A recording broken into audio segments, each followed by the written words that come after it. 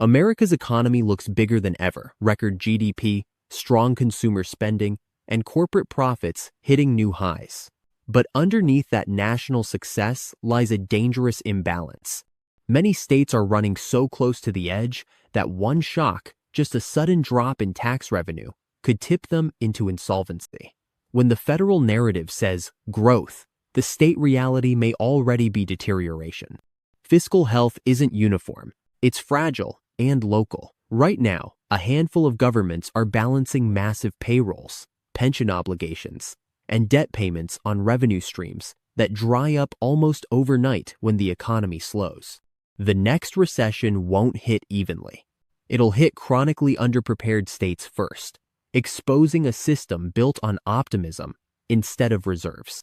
That fault line is widening today. Every state's budget relies on predictable flows of income, sales, and business taxes.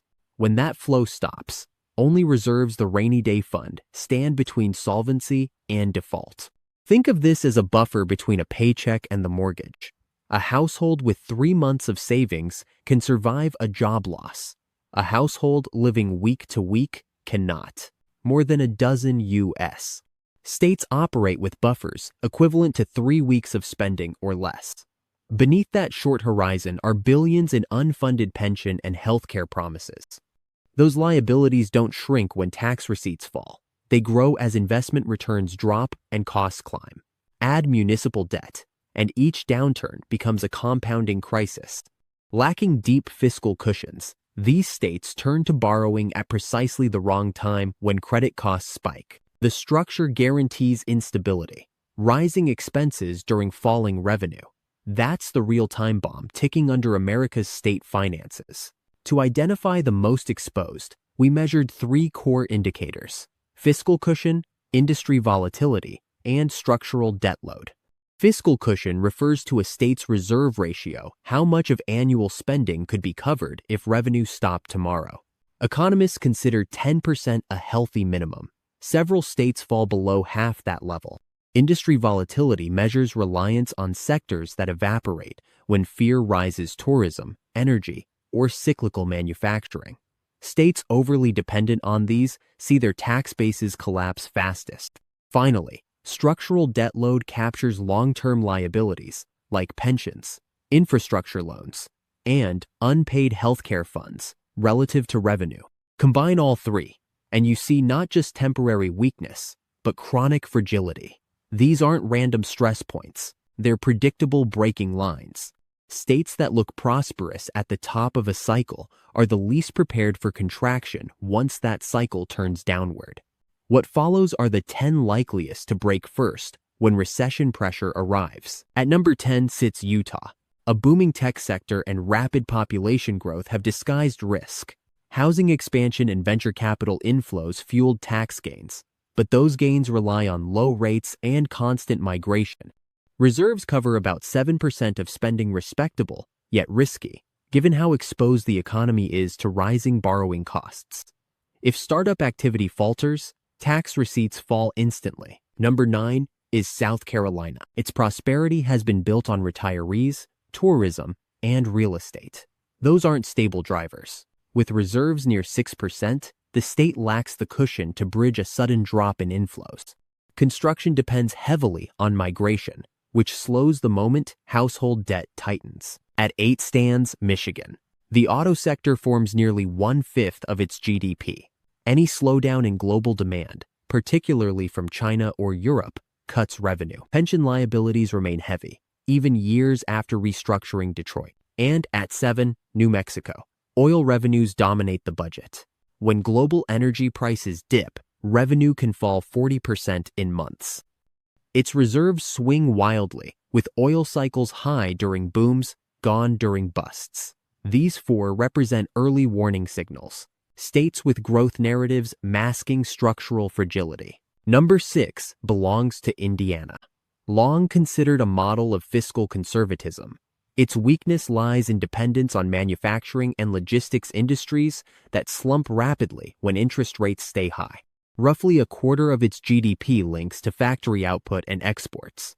A 1% GDP contraction translates to thousands of layoffs and a direct hit on income taxes. The state's savings cover just 6% of annual spending, a fraction of what's required to meet pension and infrastructure commitments during a downturn. Efficiency becomes fragility when every unfilled public position doubles workload without expanding capacity. At number 5, we find West Virginia. This is a demographic problem as much as an economic one. The population is older, shrinking, and heavily dependent on energy royalties that are volatile. Half the counties have lost residents over the last decade, eroding local tax bases. Pension costs rise even as payrolls shrink, a dynamic that guarantees fiscal compression. Healthcare burdens compound it. Medicaid expenditures already consume more than a quarter of the budget. When recessions hit, those costs grow faster while income tax shrinks. Weak diversification means little internal demand to offset external shocks. Number 4 is Louisiana, arguably one of the most fiscally brittle states in America. The government depends on cyclical industries: oil, gas, shipping, and tourism. During booms, royalties and hospitality taxes flood the budget. When prices fall or storms interrupt production, revenue collapses instantly. Reserves account for just 4% of spending, among the lowest nationally. Pension and infrastructure obligations exceed billions relative to revenue. Each recession reignites the same pattern: payroll delays, frozen projects, and short-term borrowing. Credit downgrades drive up bond yields, deepening the deficit. The structural issue isn't mismanagement, it's design. Louisiana's budget breathes with the global oil market. If crude falls below key thresholds, public finance suffocates. These middle-tier states illustrate the pension crisis hot zone. Decades of underfunding retirement obligations now collide with shrinking workforces and volatile revenue streams. Funding gaps hidden by bull markets will surface the moment asset values stall. Investment losses expand liabilities precisely when liquidity disappears. Unlike federal entities, states can't print money to close shortfalls. They cut services or raise taxes, both politically lethal during an economic slump. The pattern is unmistakable. Each of these governments operates with thin reserves, aging infrastructure, and rising entitlements. They're stable only in growth environments. Once tax receipts turn negative, liquidity windows close fast. Indiana faces the production shock, West Virginia the demographic drain, and Louisiana the commodity trap. Together, they show how 3 different fiscal architectures ultimately share one outcome: no resilience under pressure. When revenue collapses nationwide, these states will be early casualties, forced into austerity, just as demand for public relief peaks. At number 3 is Mississippi. Its economy isn't tied to a single industry collapse. It's built on chronic underfunding that magnifies every national downturn. Roughly 1 in 5 residents live below the poverty line, which means the tax base is weakest precisely when demand for services peaks. Reserves cover barely 5% of spending. That's 3 weeks of breathing room before the government must borrow or cut payrolls. Dependent on sales and income taxes from low-wage work, Mississippi's receipts fluctuate with fuel costs and employment.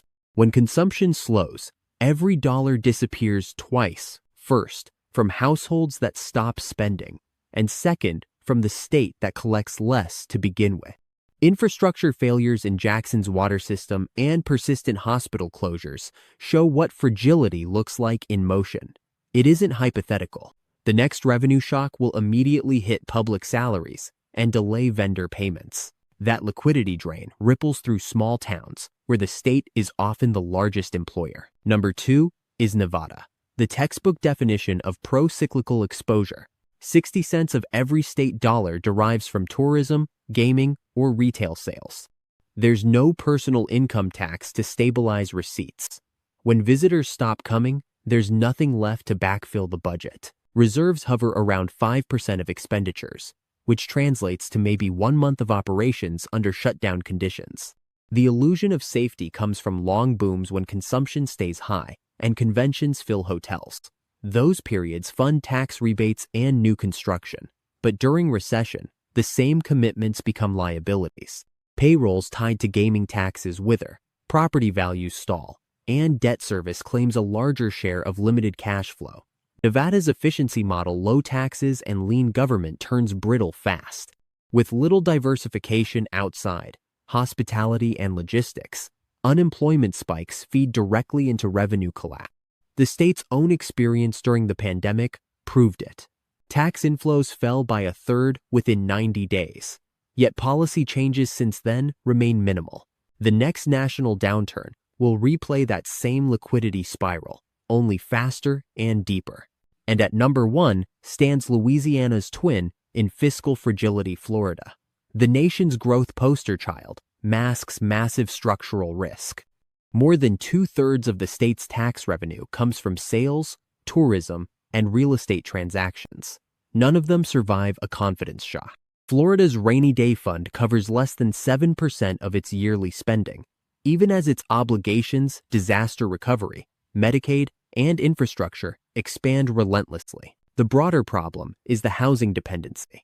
When property values fall or migration slows, county budgets stall. Construction jobs vanish, followed by retail and hospitality income. Each lost paycheck pulls tax receipts lower, tightening credit conditions for municipal bonds. Add in climate-driven liabilities, hurricane damage, insurance insolvency, and rising maintenance costs, and you have an economy that functions perfectly only in perpetual boom.